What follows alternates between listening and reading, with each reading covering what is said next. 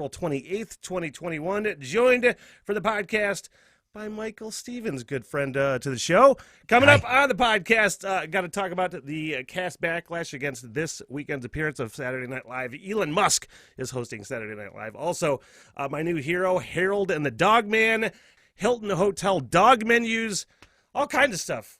What the hell, everything. What the hell, everything? Just like that. And What the Hell Everything podcast. My name is Smitty. I'm joined by a good friend, a guest host for the podcast today, Mike Steve.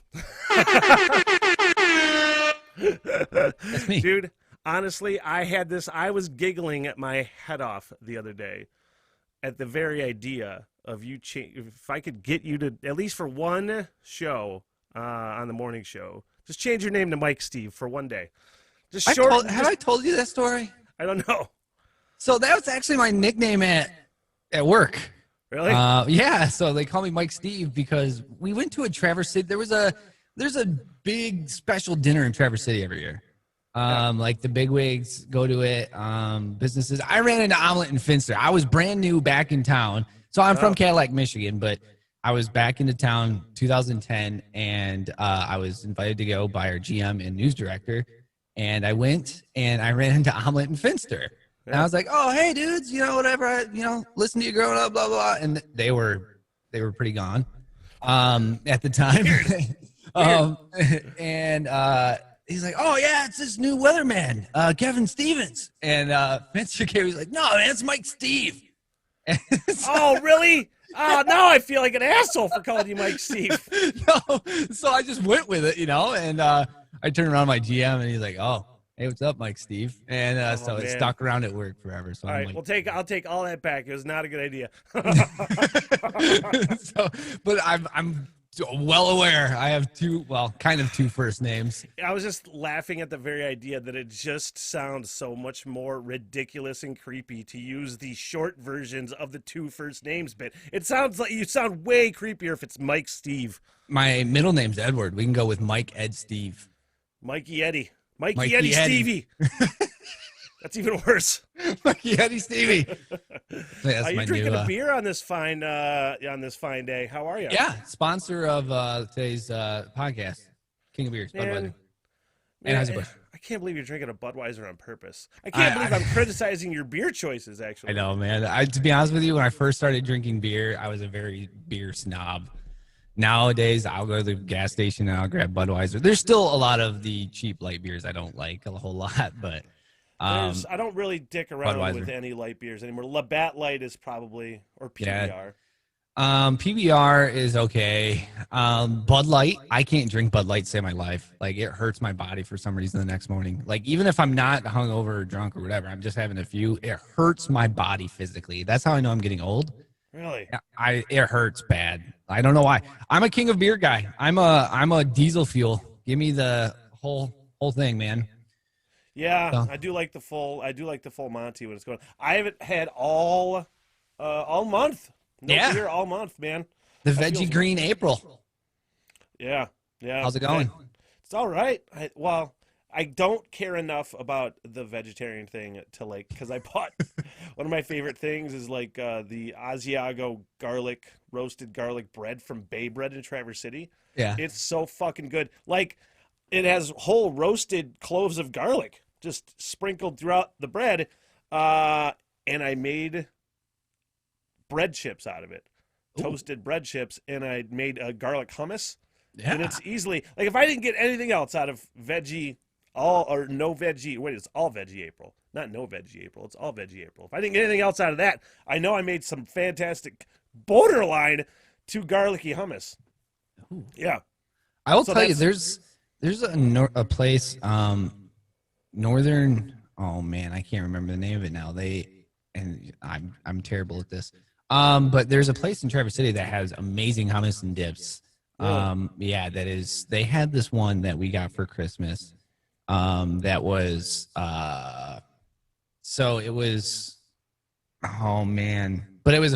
I'm not a hummus guy. I've never been a hummus guy, and I went to a liberal arts environmentalist school, so it was hippies, athletes, and very few people in between. And they had hummus all the time, and I tried it, and I was like, So hummus to me has always been don't like. Mm-mm. But they had some amazing hummus and spreads, and I was just like, what? My world was flipped upside down. Dude, honestly, first of all, that's the thing too, is that hummus always gets lumped in with like fucking hippies and vegan, and it doesn't have to be that way. No, it doesn't. I've never been the biggest fan of hummus. I've liked it. Now, I bought some store-bought when I decided to go all veggie for April. I just bought some store-bought, whatever, Sabra, I think it was the hummus. Yeah. And it was all right. You know, it's not my favorite thing, but it's just as far as things to eat when you're not eating meat goes, it's fine. Yeah. But I'm like, oh man, I wonder how easy hummus is. And I bought a food processor recently because I was making mustard. And I'm like, yeah, it requires a food processor. I'll give it a shot. And honestly, it is like the best, most delectable, like cheesy spread bean dip I've ever fucking had. I couldn't even believe it. Couldn't even believe it. I've made it twice now. And it's borderline. I got it coming out of my pores, the garlic. I will tell you that. I'll tell you this. That was the first thing my wife went for. When we went through COVID, like when you lose your taste and smell, like it's wild. And you try to eat something, and it's just like you have no means of smelling or tasting anything, and it is a mind screw with you. Yeah. So I woke up one morning and I was trying to eat a banana, and it was just mush. I was like, oh, that's not right. It was like 4 days of COVID. And I was like, well, I'll take Mio and see if I get any reaction out of it. We have Mios down there because I'm not a water drinker, and you have to drink water, right? But I just put Mio in it, and I took a lemonade Mio and squirted it on my tongue to see if I got anything. And I got the bitterness, but I had no taste.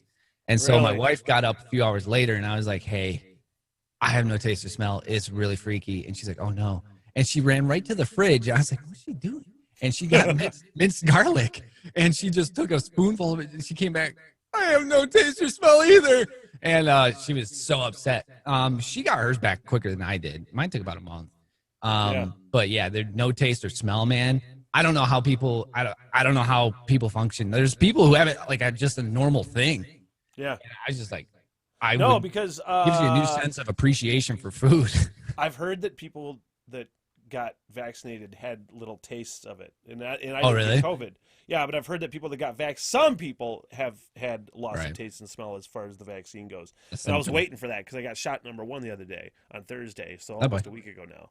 How'd you do? Say what? How'd you do? That's fine. Yeah. You know, my arm hurt a little bit. I started feeling weird, a little bit foggy, like the next day. Yeah. But who knows? That could have been the weed. That's very possible. How's yours? I got my double dose. I was just listening to your last podcast on Spotify, so I was halfway through your tale of your first shot. You got Moderna. I got Pfizer. Yeah. And the health department started opening it up to everybody up here because they were just not seeing the response to a lot of it. So they were just like, all right, 18 and above, go. And so the day that opened up, we jumped on a day right away, and it was the 26th of March. I got my first one, and I didn't know what to expect. Even though we give stories, I've never heard of how people get it going in and whatever, and then you have to sit in the parking lot for 15 minutes just in case. And I already had COVID, so it was just like, okay, well, maybe it won't impact me. And they're like, well, even if you have COVID, in fact, if you've had COVID, your second shot might be worse than most people. So I was like, oh, well, that's not great.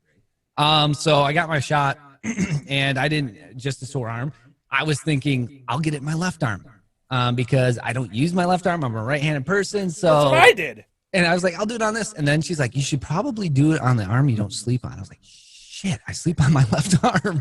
I was like, all right, screw it. It just felt like I got punched in the arm. I didn't have any side effects to the first one. It was a little tingly for the first 5 minutes, but that was about it. And I'm not a vaccine or a shot guy. Like I don't get the flu vaccine or anything like that. The one time I did, I got the flu. So I was like, I'm not doing that again. And then the second one was the 16th of April. We went to Baker College. I had like a Saturday one. So I went in at 10 a.m., out 5 minutes later. They said, wait in your car for 15 minutes again. But they did say if you've had COVID, the second shot you'll more than likely have symptoms. I didn't have anything again. Yeah. So I just had a bum arm, but I got it on my right arm this time. because I moved my arm more that day, and I didn't have nearly a sore arm, which was cool. Yeah, I So think it that's. worked out. I didn't even think about switch that you sleep on this arm because I totally 100% sleep on my left arm. Oh, I've ruined my shoulder from the way I sleep. I don't know why. Like in college, I've started sleeping on my stomach. As a kid, I always slept on my side. And the thing was, I had twin beds as a kid, bunk beds, all the way through high school.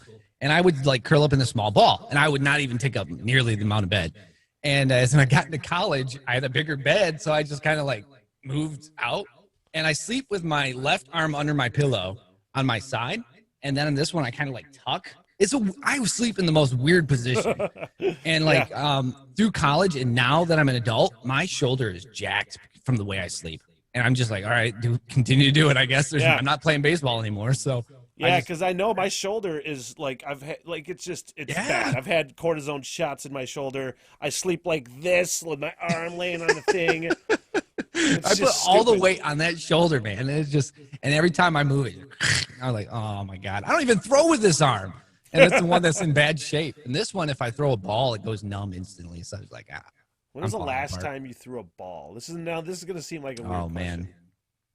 Other than just like throwing a foam ball around the newsroom, like Gary, our producer, do that quite a bit. But throwing a baseball, I haven't done it in quite some time. I think the last time I threw a real baseball was like 2013 or 14 at Tiger Stadium or at America, because they have test your speed. And that's where I found out that if no, I did throw a ball around last year in the UP. But anyway, you throw as hard as you can, see how fast you can throw. In college, I played second base because I don't have an arm. My max speed's like 68. But I threw it 69 at Comerica Park, and my faster arm, than ever. Yeah, my arm felt like it was just gonna fall off. Instant numb. It was just like, oh my God, man. I threw twice last year. Very big first couple months of the pandemic, maybe. I want to say, Brother Levi and I went out and just whatever elementary school or softball field and just threw around and hit the ball a little bit. Yeah. And then the podcast that we did with our nephew Dylan throwing to us, we were trying to hit him.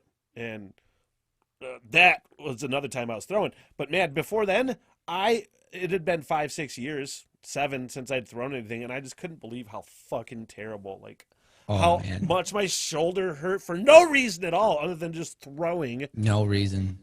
And usually we play a charity softball game, too, every year. And I find out right away because they'll put me a short because I'm basically the only one with an arm or any baseball experience in the newsroom. There's a few that have a little bit of baseball experience. But we usually play every year we play the Clare County Sheriff's Department, and it's a great time. But after my first throw to first base, man, just instant numb. I was like, well, there goes the arm. Might as well just let her loose. What's it like to be known as one of the most athletic people in your office? It's like, well, okay, I get it. I mean, I played hockey and baseball in college, so I mean, I wasn't the greatest. I mean, baseball, I actually flourished in baseball in college, which when you have the right coach and you get used the right way, like in high school and growing up, you play in the summer. Well, you used to play in the summer because that's what you did growing up. You played baseball. You had a mitt, you go out to the field, and that's what you did for the summer. So through high school, it was just one more sport for me to play while baseball or football and hockey were on the back burner. And as I got to college, I went for hockey and meteorology. That was the only school I could find that I could actually do both. And the baseball coach came to me and he's like, hey, why don't you play baseball? We have fall ball. You can, we'll see what you got. And I was the only dude with long blonde hair because I had the hockey flow going my freshman year. And they're like, dude, you're actually pretty good. I was like, well, thank you. They're like, first we have to get your outfield mitt away from you at second base and you could play second base. I was like, all right. So we went to Florida that freshman year, and I started a few games, and it went well. But my coach knew that I had some speed. I knew I could bunt. I could slap to left field if needed. I wasn't a huge power guy by any means. Look at me. I'm a 5'7.5" and 150 pounds soaking wet. Throwing 69. Yeah, throwing 69 miles an hour. But my junior year was the best year. We had a new coach. I tore my MCL completely in hockey, one of my last games of the season. I was pretty devastated because I tore my PCL my senior year of high school completely in my left knee. I dove for a baseball and got up. I didn't feel any pain, but my knee was stuck. I couldn't move it. I was like, what the hell? And so after they got that done, I was like, well, I want to go play hockey in college. What do I got to do? They're like, well, best thing to do is just work your muscle around it so you get strength back in your knee. I was like, okay. So I did that. My freshman year of hockey in college was very disappointing. I didn't play. I dressed once, so that ruined a red shirt for me if I wanted to do it. My coach was kind of an asshole. And my sophomore year, I was actually going to hang up the skates. And my buddy called me and said, hey, we're getting a new coach. I was like, sick. So I went out and bought a new pair of skates. I went back to school. I was jacked. Played quite a bit my sophomore year. We were bad, though. I think we went 0-17-1 What school was that? Northland College. It's in hockey. There's Division I and Division III in college. There's no Division II. Right. So that's the big difference in hockey. Every sport's different. In baseball, they were Division III, and we played some really good schools. But baseball, there's just so many more people that play it. So I wasn't sure if I could actually play baseball. So I tried out and did well, but my junior year, I tore my MCL in hockey, came back home when the guys were going to Florida for baseball, and I got an MRI, and the doc said, yeah, it's tore completely, but I can't wobble your knees, just build muscle around it. So I skipped the entire baseball season practice in the gym because in northern Wisconsin, we have snow longer than we do in northern Michigan. So it's tough to get out on the field come April and May and play games. So I was fresh out on the field because we had a warm winter that year. So I didn't take any ground balls on the gym floor. I saw everything natural, and I batted like 375, 380, something like that. Had no errors. Yeah, you don't need power if you're hitting for average, man. Exactly, man. Yeah. So I was lead off in 9-hole, sometimes second hole hitter. But yeah, it was a heck of a time. And then when I went to North Dakota, they actually had men's league baseball, and I wanted to play so badly, but in North Dakota, my shift was 2 to 11:30, like something like that. So I couldn't play because they play every night at 7, and I was like, oh man, I can't play because I'm busy working. Yeah, that's why when I came back home, the morning shift is awesome because I'm going to work at 2 out of 10. I have the rest of the day to enjoy. So, but there's no men's league baseball here. Traverse City tried to have a men's league team, but I don't know if they still do. That would be so cool. I remember interviewing somebody with that men's league team, and I can't remember who the hell it was, and I don't remember hearing about it past them setting it up and the initial interview. I don't remember what their name was. I don't remember what the hell they was. All I know is that my ankle, it's so sketchy. It's such a suspect ankle. Like if I sit, you know how you sit when you have one leg crossing over your knee, but it's your ankle that's resting on your other leg. Yep. You know what I'm talking about? And your foot instantly goes to sleep. No, well, here's the thing. Because I've had so many like high ankle sprains where I thought it was broken. Yeah. Like, I'm not even fucking joking, dude. My ankle is like a noodle, just a wet noodle flopping around. And every time I go up or down stairs or anything, crack.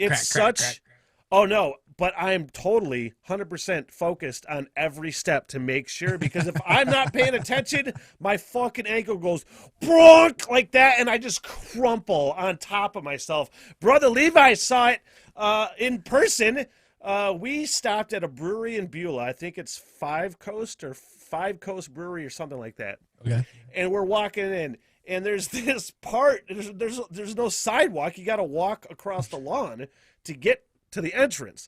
And I'm walking across the line, and I didn't notice there was a fucking hole right there. I have shorts on and flip-flops, and it just fucking crumpled, and I ate shit and carved up my leg, like just fell in the middle of the fucking lawn of that brewery. Oh, my God. Levi's laughing his ass off. Nobody's asking if I need help. You probably got some torn ligaments in there, brother. Oh, dude, no, it's terrible. I thought I broke it years ago, and I never went to the doctor. I'm like, I can still walk. Stupid. I've had so many. The problem is my mom has like the worst ankles known to man on my mom's side. And my dad's side, they're the bone. I'm a spitting image of a Stevens, and it's funny because I have two sisters. One's a half sister, and then Samantha's my biological sister. And the thing is, we all look different. I look like the Stevens side. My sister Samantha looks like my mom's side, and then Melody, my half sister, looks like my stepdad's side of the family. So you get us all in the picture, and it's just like, wow, you guys look nothing alike. But she gave me her ankles, and it's funny because like she can't skate to save her life, and no one knows where I got the skating gene from. They think it's from the Stevens side of the family, but I was like, every time something would hurt or my ankles, like I needed to tape my ankles and skates. Like, so hockey skates are very, very tough. Like you can't really wiggle in them. Yeah, so no, I'm trying to imagine having ankle problems on skates because I don't think you would be affected as much. No, some skates you are. So they have different cuts where they have lower cuts, so your ankles are a little more exposed, and you can take the top inlet out of your ties, so you can have a little more wobble to them. Sure. But the problem is when I wobble, I just continue to go over like you said you did. Yeah. But I would time as tight as I could. I'd get extra long laces and go around the boot and then tie it again, and then I would put tape around it. And I couldn't move my ankles to save my life. I was like, this is perfect. And by the time I got older, I needed to move them a little bit, but man, just shitty ankles, you know? The toll-free side ankle problems. Honestly, like I know the only toll-free that I know is your Uncle Lyle, and he just looks like a guy with shitty ankles too. He is. He's got the toll-free genes. Yeah. All right, let's get to the show. We got all kinds of show to get to. Let's get to the show here. Elon Musk. I don't know what your thoughts are on Elon Musk, Michael. Guy's brilliant, man. I love him. Brilliant. Apparently, he's not liked a lot by a lot of SNL cast members. He's hosting Saturday Night Live. I don't know. I think it's because he has the audacity to question anything COVID related. I think that is a reason behind it. I don't know how anti-mask he is, or if he even is anti-mask, but he certainly questioned a lot of COVID protocol in California. I mean, he's from Sweden, right? I'm not sure. He's from somewhere where I think they had more of the just expose everybody to it and then we'll see what happens. Well, I think he's from, I don't know, let's look it up. Elon Musk. Let's see. I think he's from Finland or Norway or Sweden. He is from South Africa. So not even close. Opposite side of the globe. Way off. South Africa. I thought he was from north. Oh, that was way off. But yeah, I mean, to be honest with you, I love Elon. His cars are brilliance, man. If I could afford one, I'd buy one. Oh, man. Well, you want to talk about a genius innovator. Like, I don't know. I haven't watched him on his latest Joe Rogan appearance, but I watched him on his first Joe Rogan appearance, the one where he smoked weed. And I'm watching it live. And as soon as he hit that joint, I was like, oh, my God, he's going to get I don't know about trouble, but this is going to, and sure enough, like stock crashed for a second, and then it went back up because it's Tesla, obviously. That was the board members actually took something away from him. I don't know. It was something ridiculous, the reefer madness or something. Oh my God, I can't believe you're seen smoking marijuana. It's hilarious. It's all gonna be nationally legal at some point. But it's soon. Just the hilarity at some of these cast members, SNL cast members and others react to Elon Musk hosting. So let me find this quote here, which I did have.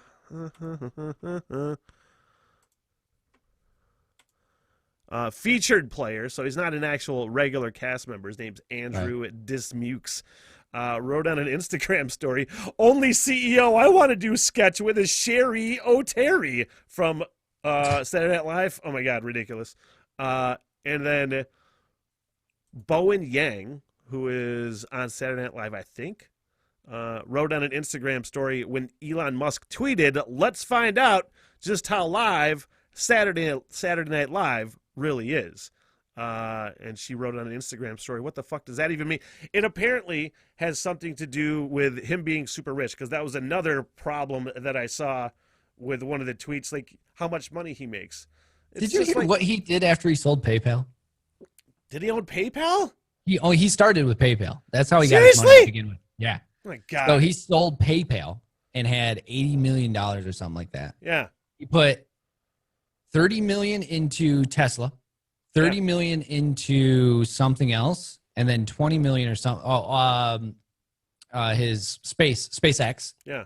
And then he put the rest of it into something else and was living on people's couches for 10 years. Well, I know he like got rid of his house.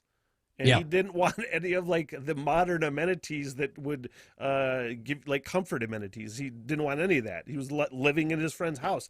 Yep. Now, he's got a girlfriend now and a kid. I'm assuming he's got his own place at this point, but I would assume so. he's either A, because he's really weird. Like, I don't know if you watched him on Rogan, but you want to talk about just watching a genius. Like, if you ever like what you can see, he's not comfortable talking to regular people about regular things. He's got so much other crazy shit on his head, that you could just tell you can tell there's something going on in there.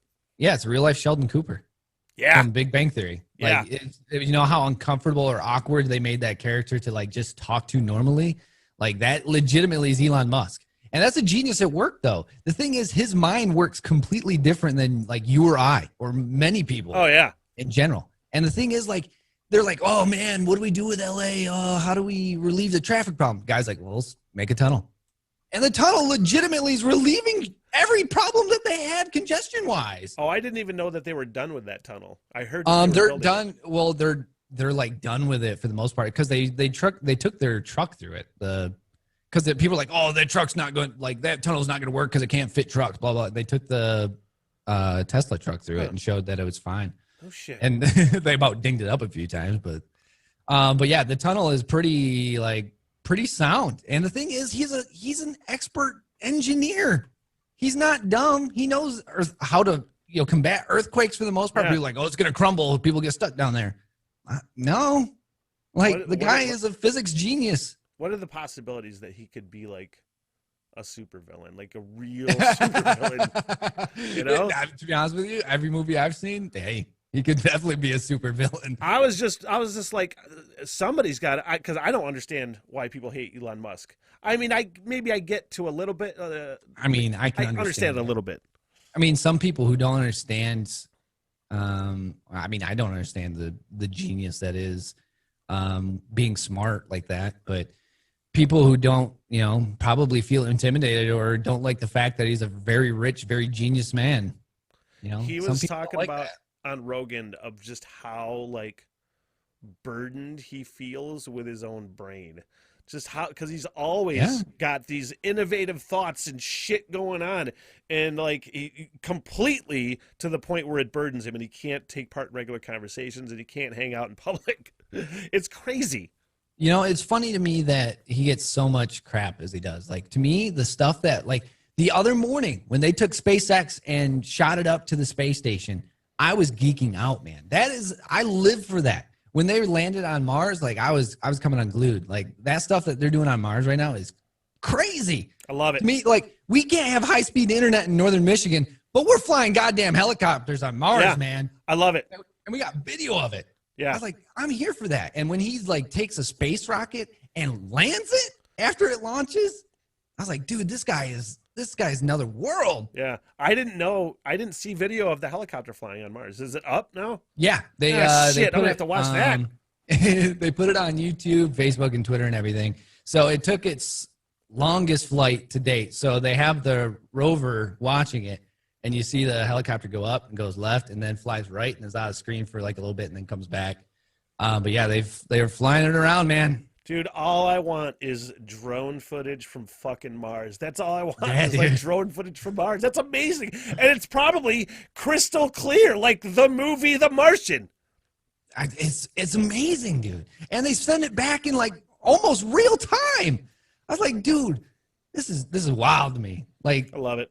To think, dude, like, we're flying. I just want to do more space exploration. Go back to the moon. I want to see the moon now in HD. Like, screw the late 60s space or moon landing. Do it now. Oh, they'll I want to see what it looks like. Dude, there's so much more that's going to happen in the next 20 years that we're just shit. They said we're supposed to go to Mars in what, 2035 or something like that. I love it. I'm for it. Take my money. Let's take a look at this murder case from Denmark. All right. Let's switch gears. Comes out. It's an AP story out of Copenhagen, Denmark. A Danish Lutheran priest named is Thomas Gothard, 44 years old.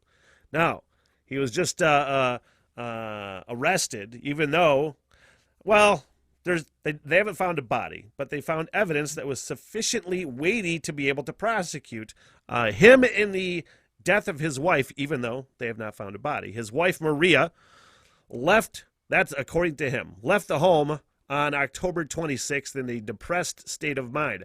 However, when she didn't show up at her birthday party, they called the cops or reported her missing. She left her phone, computer, and credit cards behind. His arrest 3 weeks after her disappearance made news, and he was detained after investigators found hydrochloric acid and caustic soda in the couple's home and discovered that the internet searches for words How to like dispose of a dead body? sea depth, oil barrels, suicide, disappeared, and cleaning had been made on the couple's computer. I don't know. Along with surveillance video from a recycling station where he was seen moving a large barrel on a hand dolly 11 days after his wife disappeared. So that's circumstantial evidence. I mean, that's fairly strong, right? Yeah. This sounds like a Netflix documentary waiting to happen. I'm shocked it's not already on Netflix, to tell you the truth. This guy, yeah, you're guilty, brother. What if he just like has like great proof of it's not? I was it? like, what if that was a Gone? You ever watch Gone Girl? What if that's like a Gone Girl thing? You know? So like, I was moving oils. Honestly, I was grease. thinking about it. I love when we was doing the morning show with Tim, and we were talking about faking your own death, and I just love the idea that once you talk about faking your own death once, it always at that point becomes the question: is that person really dead? Yeah. Yeah. You're wanted for murder? What? No, they're still alive. I swear. Oh yeah, right. I believe you. This kid, Harold, is my new hero. Harold is my hero. Harold is my new hero. Now, Mike, you won't be able to see this, okay? Okay. It's called a refocus form, and what it looks like is a form that a student has to fill out, and it's just based on the handwriting of this thing. Kid looks to be about 10, maybe. Okay. Okay. It's called a refocus form, and the kid has to fill this out as he's being punished, and talking about the behavior that he was engaging in and such. Okay. Yep. So his name's Harold. I don't know. It says grade 1C. I don't know if this is in the UK or whatever. And it says, I engaged in unacceptable behavior by making copies of Dogman in the office. My behavior caused teachers to freak out.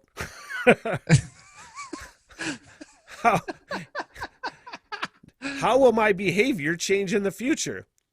Be more quieter when making copies of Dogman coming into the office. I am ready to rejoin the classroom. Yes or no? He marks no. Fuck no, I'm not ready to go to class. Why? Too busy making Dogman comics. By the way, those were comics, not copies. Copies of comics on the printer. Anyway, he then makes drawings on the paper. No drawing. This is one of those things where a teacher, I was talking about it with somebody the other day. I can't remember who.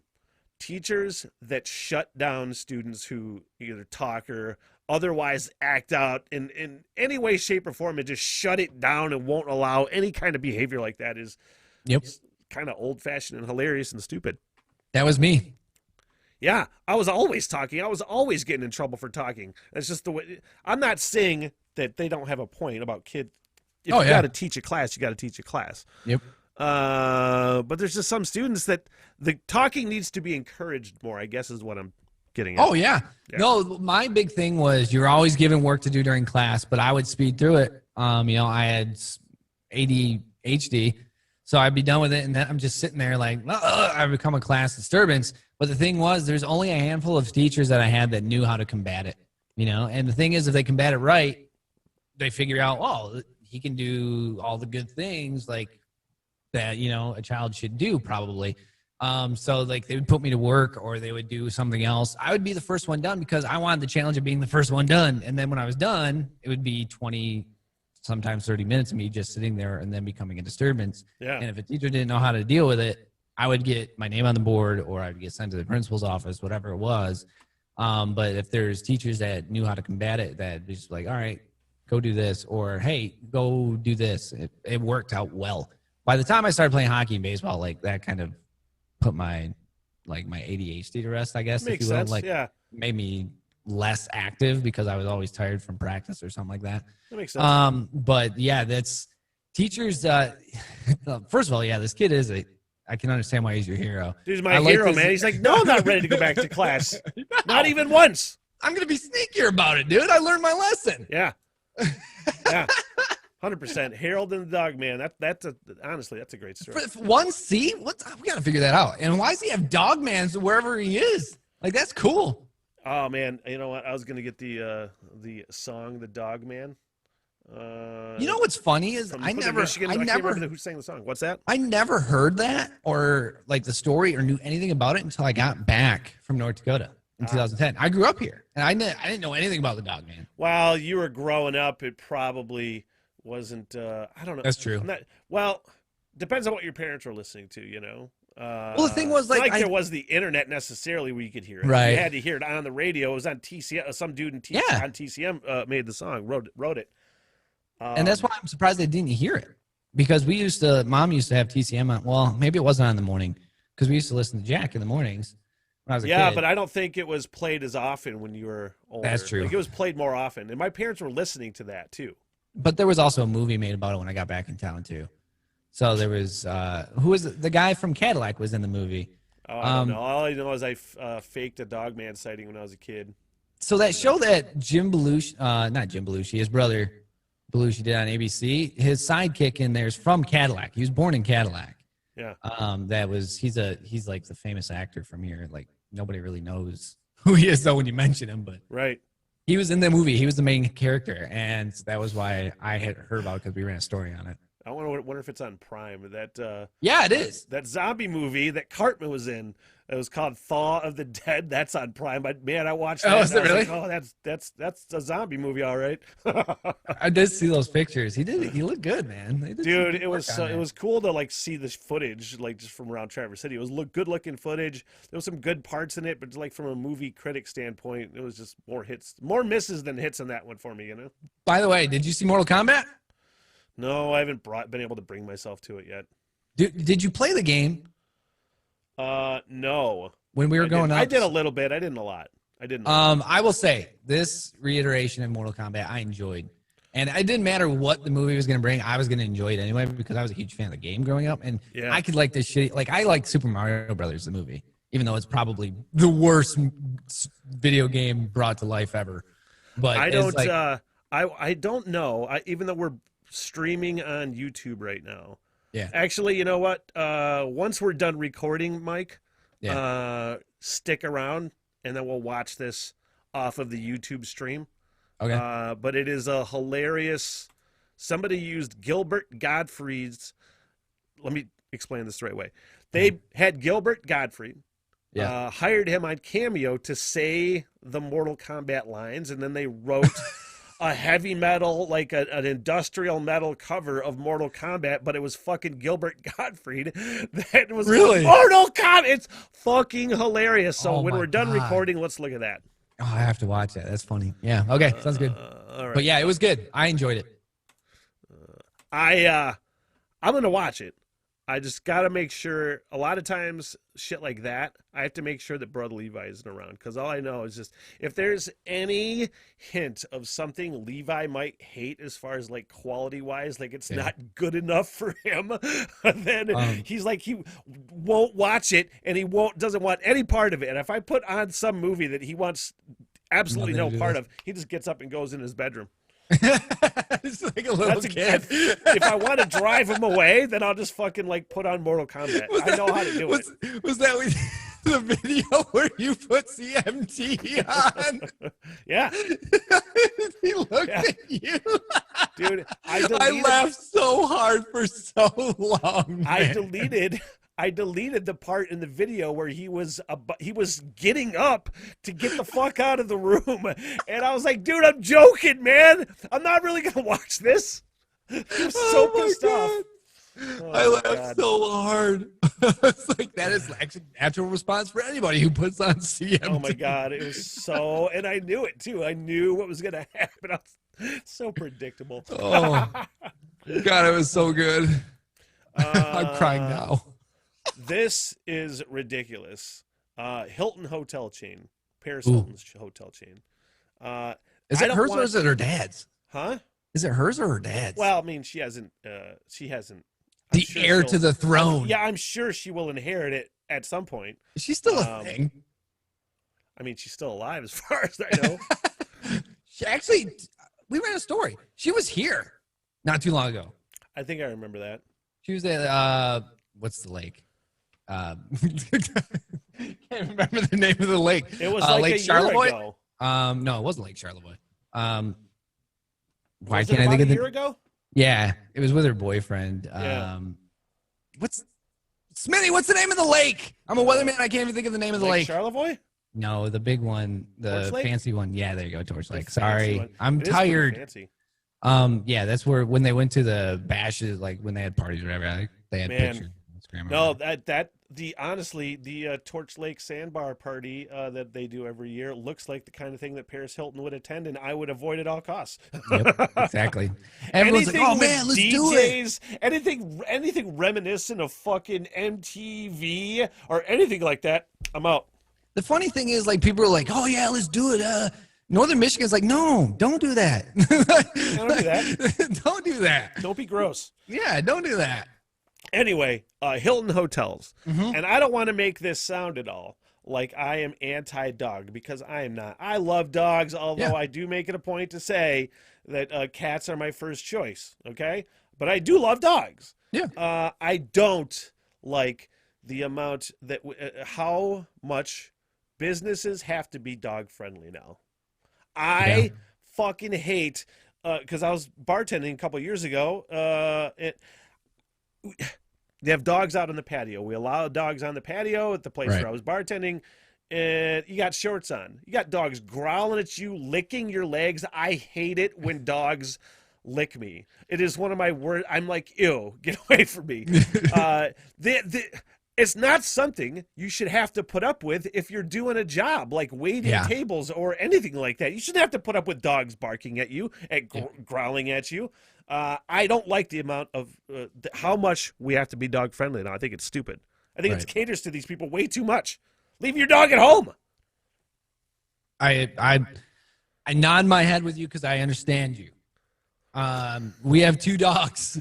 Now we don't take our dogs everywhere. Yeah. We have a Basset Hound and we have a Newfoundland. It's basically impossible. One, because if you take one, the other one has to go because one has horrible separation anxiety, and it's just not going to work.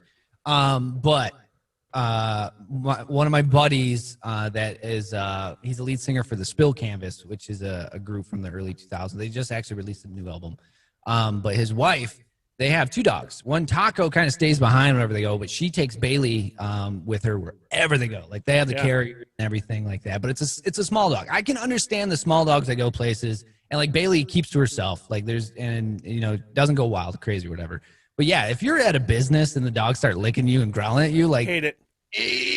like come on, Honestly, at least have some punctuality to your dog too. You know what I'm saying? It's kind of the same thing with kids. Like I hate when you go to a restaurant and like nothing against kids because I love kids and eventually we'll have some kids. But it's just like, man, you go to a restaurant and that kid is screaming the entire time. Oh my while God. You're trying to enjoy a meal. And the thing is, you're supposed to, honestly, the vibe is that you should be more tolerant of dogs than you should be with kids. You know, that vibe is like I get it, but like, come on. Like, they are now super dog friendly at the Hilton Hotel chain with their new Bon Appetit dog menu. Dog menu, huh? There's a dog menu. I mean, it was the long way around to get to that story. But beef Dogignon, mutt roast, Earl Greyhound, and Tail Wagger Creek, which is a non-alcoholic wine fused with elderflower, nettle, ginseng, lime flower, and black carrot. Those are all real things. And you know what? It could probably cost an arm and a leg.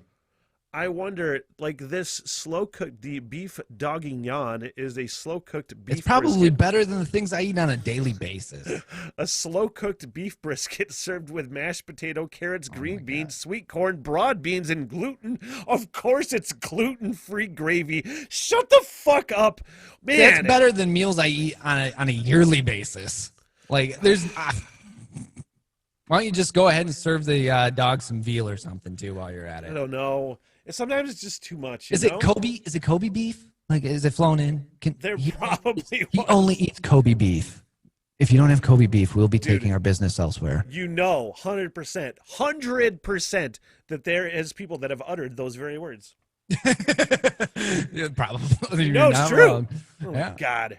I'm to be honest with you, that to me that is off the radar. The thing is, if your dog eats like that, man, you probably own your own hotel. You're not taking your dog to a hotel like that. I will say this though, like my dog, yeah, they're super, like we cater hand and foot to him. But Bowser will not eat his food without ranch. He has to have ranch on it. Yeah, no joke. My Newfoundland literally will give you the look of death if you do not put ranch on it. The first time What my kind of mom, dog is it? Newfoundland. So Oh my he's God. actually a smaller Newfoundland, so he's only 85 pounds. I say only 85 pounds because I get to like 150. But he's 11 years old, and for 11 years, 10 and a half because we got him when he was 6 months old. We brought him home. He didn't eat the first time. We got him from a rescue group, and we're like, oh, well, okay, maybe he's nervous. He just doesn't want to eat. Next day, he didn't want to eat, so we're like, oh, we'll just put some ranch on it. Started eating. And then every day after, he'd just sit there and look at us. We put ranch on it. So for 10 and a half years, he gets ranch on every meal.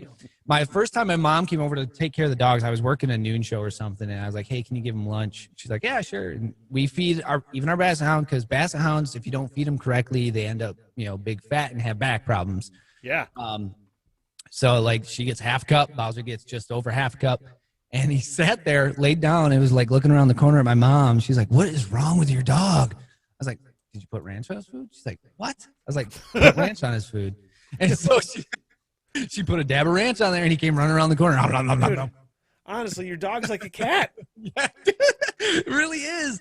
And he's like the nicest, gentlest beast. He won't even say anything or do anything until you put ranch on there. Like, he's not going to get upset. He's just going to sit there and look at you until you get ranch on it.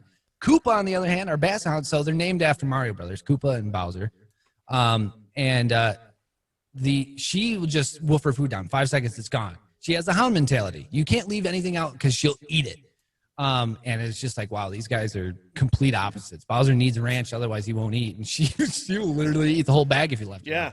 Man. When we brought her home, she was the first night we took her down to go to the bathroom, and we like lost her.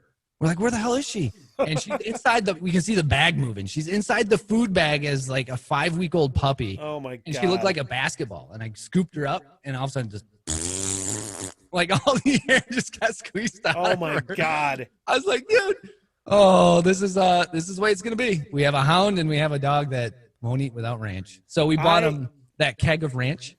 Hidden Valley did a few years ago. Dude, we bought that's him a keg so of funny. ranch.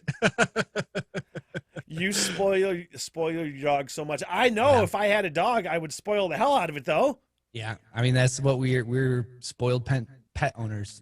I spoil my cat like I would spoil a dog. Yeah, I mean You know? the thing was when Kyle worked at Cherryland Humane Society, that was her first job when we got back.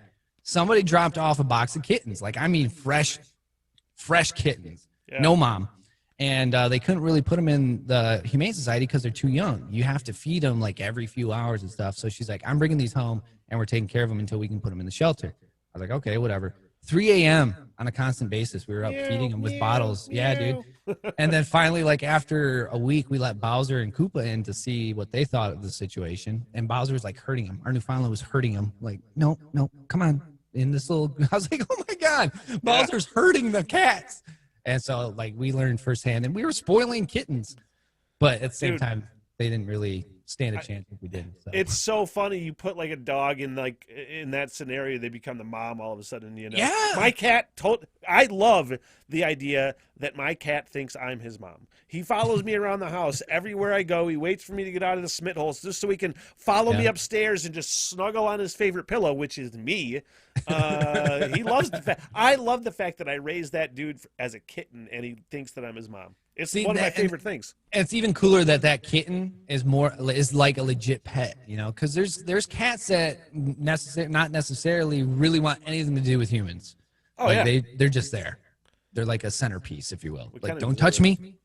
Yeah. Leave my box. Give me some food. We're good. Hey. But yeah, cats that like attach to you, like they're super awesome, man. Hey, this because you're talking about dogs, it's a good lead into this next story. Yep. Out of Ireland, which I'm looking forward to that 5-year plan. I'm Irish. Yeah, are you? Oh yeah, I'm Irish, Czech, and English. That's a little weird bit of French combo. in there. Yeah, that's why I only like potatoes and very mild food. Leitrim County, actually Leitrim County, in Ireland. Now, what they did, they enacted DNA testing. It's from the city council or the county council of Leitrim County.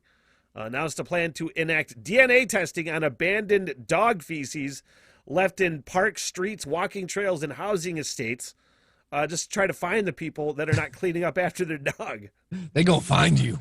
Honestly, this whole story just goes into like how much the fine is for not cleaning up after your dog. It's like $180. $180. That's the fine. But they literally have a database, whatever the word is, of all of this dog shit DNA. That's wild. So that they can narrow it down. I guess it's helped, but it's just hilarious the fact that that feels like a lot of money being spent. Ireland has become a homeowners society. The Homeowners Association of Leitrim County. It's literally what it is. We're That's going what to it every sounds house. like. Can you imagine? Who is it? The dog catcher shows up at your door. Sir, where were you about a week ago? Yeah. Walking my Give dog. us your dog. Let us take a look at your dog's poop real quick. What? What? Yeah, we have evidence that your dog shit on Carl's lawn down there. It's terrible, man. Here's your ticket. It's terrible. $180. Hey, what are they doing with the money though? Spending it on fucking genetic testing. It's paying for its own resources. Yeah, that's how they're paying for it, man. 5-6 months down the road. Well, the dog stopped shitting on lawns. We can't fund this anymore, boys. We're shut down. Everybody in the pub, let's get a few. This story out of Hawaii, talking about people going back on vacation. Love me some tourist Hawaii. season is kind of coming back. Have you been there to Hawaii? 2 years ago, we went for my buddy's wedding. Nice. September of 2019. Never been there. I've heard that the cost of living is just astronomical. Like when I was in the Army, I almost went to Hawaii, and we were talking. I remember talking about the cost of living was a lot, pretty high. It depends where you are and how you're doing it. Now, with that being said, there's a lot of homeless there. But you're living on Hawaii. You're not. I mean, being homeless isn't really a bad thing. It was 90 degrees during the day, 70 tell at the night. homeless guys that, hey, you're in Hawaii. What the fuck are you bitching about? Like we were like, man, that guy's living in a tarp. That's awesome. Like it's not Northern Michigan, but it was phenomenal, dude. I cannot. If there was a place that I would want to live that's not Northern Michigan, because I love Four Seasons. Four Seasons is my thing. Hawaii would be it. Talking about rental cars, I don't know what it's like. This almost seems like some kind of like war profiteering, even though it's not a war, but it's the war against COVID, so maybe. The cheapest rental cars in Maui in March. Okay. Because all of a sudden Maui's they're in expensive. demand, apparently. Yeah. $722 a day for cheapest. That's your cheapest rental car for an econo size car. So what people are doing, because rental car prices are so high in Hawaii, is they're all renting U-Haul trucks. Oh, really? everybody that's going to Hawaii, they're renting U-Haul trucks. They're getting the smallest ones possible, but just some dickhead with his family with some big ass cube truck. Apparently, if that's all they got, it's way cheaper than a fucking rental car. So Hawaii does this, man, because tourists is their #1 economy. When we went there, we spent the first 2 nights in Honolulu because we'd never been there, and we were like, let's go to Honolulu, and we had to wait for my buddy and his soon-to-be wife to get there because they got married on the island. So we spent 2 nights in a hotel that was across the road from the beach, and it was $450 a night. It was like the cheapest hotel that we could find open. And this was September, which is the hottest part of the season or the year for them. So we spent 2 nights in Honolulu, which is like Chicago on a desert island, man. It is compacted. It is busy. We went to Pearl Harbor, which was phenomenal. Yeah. We did the walk around tour with headphones. Jamie Lee Curtis does the audio because her dad was actually stationed at Pearl Harbor. Huh, no shit. Yeah, so it's actually pretty cool. And then Ubers were terrible. So that's how we got around Honolulu was Ubers. And it was like $50, $60 per Uber. Food was expensive, but it's Honolulu food, man. You're paying for some really, like I had one of the best burgers I've ever had in Hawaii. Yeah. And it was great. So anyway, after the second day, my buddy was Airbnb-ing, actually renting, not Airbnb-ing, a house like 14 miles north of Honolulu on a beach. It's a public beach, but it was on a beach. And it was phenomenal. Great. And we only had to pay for our air tickets and whatever we did. He paid for the house, which was super cool. But we did have a rental car. Ours was like from a small shack in downtown Honolulu, which it was actually a decent price. Now, Oahu might have different values compared to Maui. Maui's like super expensive. Yeah. But Oahu, we were just chilling for 5 days, and then we did the touristy stuff. And the touristy stuff, we had an ex-pro surfer take us around the entire Oahu. And he took us to North Shore. We did some surfing. He showed us where all the movies are filmed. Jurassic Park and all that stuff. At the end of it, he's like, yeah, Airbnb doesn't allow people to rent out their houses to people. They only allow like 1,000 people per island to rent their Airbnbs out because it takes away from the money to the state of Hawaii because it goes to hotels and everything. That's why everything's so expensive. They get the money and then it goes a lot of it goes to the state. So Airbnb cut it down. So what people started doing was giving people monthly rents and just saying after a week or whatever, how long you stay, they just cancel the rent for the rest of the month. So you pay for your week and just do a monthly rent, and that's how they're. Yeah, it's the same thing that's happening in Traverse, where they're trying to hammer down on the Airbnbs because all the money's from tourism. It's like tough shit, man. Like honestly, the way that Airbnb. What's another good example of newfangled ways to do something like an app? Yeah, we've done DoorDash a lot of that or something, stuff. DoorDash, yeah, like Uber Eats, like all that stuff. Like it cuts down on a lot of stuff that some locales use to their advantage. So when you start taking that away, people are like, no, you can't do that. People are so afraid of like new ways to do things, and because it's going to cut in on their shit. But that's how progress happens, man. New shit happens. New stuff. And that's the thing in Hawaii. For people to live, you either have to be a tourist guide or you have to have money of some sort. There's no in between. You're either poor or you're super rich. And there's no in between. And how people were making ends meet was actually Airbnbs. And the Hawaiian government was like, no, you cannot do that. Sons of bitches. Yeah. But it's amazing. I love the place. And there's like some really amazing, interesting facts. We're assholes in the fact that we have Hawaii. We just went in and stole it. 100%. Oh yeah. Like the story behind Hawaii is amazing. We did a luau, which was super cool. And you get the history of all the Samoan Islands and everything in the Southwest Pacific. But yeah, the history of it, we were kind of assholes. I honestly had no idea how far away it was. You know what I mean? Just like looking at maps and everything, like, oh, this is like way the fuck away. It's an 11-hour flight. Yeah. And what we did was Detroit to Chicago, Chicago to Honolulu. So it was an hour flight from Detroit to Chicago, and then Chicago was a 10-hour flight to Honolulu. Yeah. You fly 5 hours to the coast, and the California coast, like, oh, that's cool. There's the Pacific Ocean. You spend 5 hours over nothing but blue. It is the scariest thing ever. because there's nothing out there, man. Yeah. And if, all of a sudden, there's Hawaii. This little That's island like comes when out I of nowhere. When I flew home from Korea Oh, man. to Chicago.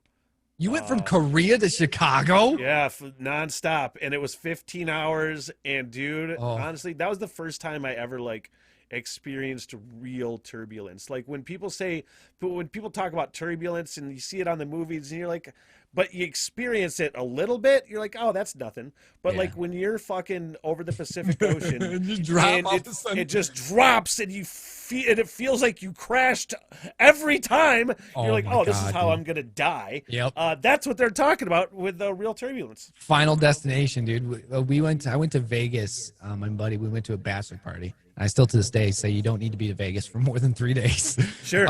We went out on a Saturday night and we went to a club and we got bottle service and we got hammered. 4 a.m. we went to bed and I got up at 9 a.m. My flight was at 11. I was like, David, I rolled over. I was like, what happens if I miss my flight? He's like, don't do that. I was like, all right. So I laid in the shower for half an hour, got everything what I thought was mine, threw it in the suitcase, got the only car that took debit card, taxi, and then I got to the airport and we were flying back from Vegas to Minneapolis. So it's 11 a.m. That was a mountain time, whatever. We're flying in. We're over. I was listening to the Tigers game, and I was basically still hungover, drunk, sitting there. All of a sudden, we were flying 35,000 feet over like Idaho. We went north, and we're going to Minneapolis. And all of a sudden, we dropped 16,000 feet in a matter of seconds. Oh my God. I'm drunk as shit, and I like what the hell? And the guy came over, the pilot came over, and he's like, yeah, we're gonna make an emergency landing in Minneapolis. Oh, Our windshield just spidered. I was like, what the hell? And then I have a guy sitting next to windshield me. it just what? Spidered. Oh, So, like cracked all the that way across. Sounds like a bad idea. Yeah, Sounds like so a bad move. What happened was they went from high pressure to low pressure, like a very strong low pressure to high pressure, and so they dropped instantly to make sure that the window didn't cave in, and we all got Wow. fell to our death. So we flew in. I'm drunk. I'm not getting it. Like I'm just not worried. I'm just hoping I don't puke. And we flew into Minneapolis, and the fire trucks followed us down the the taxiway, and we get out, and it was an Airbus. It was just a small jet, and the pilots walked out, and you couldn't see shit. It was just spidered all the way across. You couldn't see out of it, nothing. They were using instruments, man, to get us back home. I was like, oh my God. Dude, that's the best time to be fucking hammered. Honestly. It worked. And then I got into the airport. I was like, just get me home now. Man. Oh my goodness, would you look at the time? Time for your 420 break.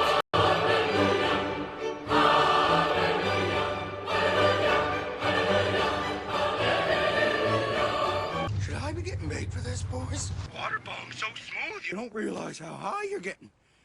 Till it's too late. I am fucked up out here. It's a very fine line between wanting to do the right thing and promote doing the right thing and just wanting everybody, including myself, to shut the fuck up. And I would stress whatever you think the right thing is. Can't believe that's even something I have to say in what is now the future.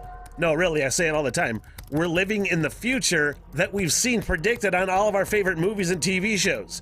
I'm trying to, right off the top of my head, remember all of my old time-traveling movies to see if anybody predicted the scenario. People that refuse to believe facts staring them in the face because those facts don't jive with their ideologies. Back to the Future? No. Bill and Ted? Nope. Just an idiocracy when all the dumb ones outfuck the smart ones. That's the closest prediction we have to what's going on right now. I mean, Terminator for sure because fucking AI, but otherwise, mostly just idiocracy. But doing the right thing. I mean, getting vaccinated seems to be the right thing. I mean, I don't trust Big Pharma as much as anybody. Sorry, but when I was waiting tables and had to work a party of doctors being schmoozed by whatever company trying to convince them to pimp whatever drug, not to mention all the other dishonest shit Big Pharma takes part in, soured me forever. But to the point of all of a sudden vaccines should be something we shouldn't get. The scientists that created it don't want terrible things to happen to them or their fucking families either. Hello? One of the greatest things, in my opinion, about being an American is the aspect of service and sacrifice for the greater good. And it seems like we're lacking the sense of sacrifice because everybody is just saying, fuck you. That goes all sides. The sense of sacrifice. Stop trying to normalize the pandemic. It's just got to be something we got to do, guys. So might as well make the best of it. Ugh. Like, yeah, we should totally be prepared for future pandemics, but we should also do our best to get ahead of it. End some of the practices that create them, all while boosting our immune systems too. And fuck off if you think I should be happy about wearing a mask. I wear it because I'm supposed to, and it's probably the right thing to do, but I hate how normal it feels. I can't wait for the days I could just go hang out with my fucking friends and don't have to worry about this shit anymore. It's making me and everybody else crazy. And the big reason this shit doesn't really look like it's going to end anytime soon are, by and large, the same people that won't understand how a mask works or refuses to get a vaccine. You're the reason we're still doing this shit. Not even Nugent telling you how bad it was fucking helped. I was just sent a story out of Miami by a friend of mine who I think wanted me to get as mad about it as they did, and it worked, about a private school in Miami that essentially was banning vaccines for their employees, I don't know, based on whatever false shit is going out this week. I mean, I'm all about some great conspiracy theories. I believe in aliens. Jeffrey Epstein certainly didn't kill himself, and Oswald probably didn't kill Kennedy all by himself either. But the fucking United States is not a covered-up satanic child sex trafficking ring, and vaccines aren't connecting you to the internet or changing your DNA or whatever other fucking horse crapola you believe. None of it is true. Not one single bit. I actually fact-checked the first few QAnon crazy shit things I saw, but they were so transparently false I couldn't look at one anymore without my fucking eyes rolling in the back of my head so hard I'd create an instant migraine. Look, I'm not trying to change anybody's mind. I know I'm not going to change anybody's mind. I'm just as fucking dumb as you are. But I would hope you would be open to having your mind changed by somebody if presented with actual facts without letting your predetermined opinion get in the way. I mean, I think I research well enough, and I think I'm following the correct facts. I also set aside the possibility that I could always be wrong. I ask myself that shit all the time. What if they're right? Then I feel like a fucking moron. Like, does this link I'm reading have an attributed link to something factual? Like the story out of Miami that I mentioned actually redirected to that private school's website?